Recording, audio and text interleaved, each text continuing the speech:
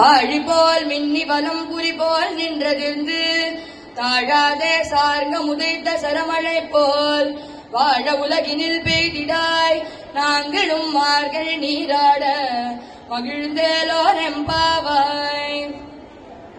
நாலாவது பாசுரத்துல ஆண்டாள் என்ன சொல்றா அப்படின்னா, போன பாசுரம் மூன்றாவது பாசுரத்துல இந்த பாவை நோன்பு பண்றதுனால என்னெல்லாம் நமக்கு கிடைக்கும் அப்படிங்கறதோட கண்டினியூஷனா மழை எப்படி பெய்யணும் அப்படிங்கறத இந்த பாசுரத்துல வருணன், அதாவது ரெயின் காட் கிட்ட பிரார்த்தனை பண்ணி சொல்றா. ஆழிமழை கண்ணா ஒன்று நீ கைகரவேல், வருணதேவனை பிரார்த்தனை பண்றா. மாரி நீ எனக்கு ஒரு ஹெல்ப் பண்ணணும், ஒன்று நீ கைகரவேல்.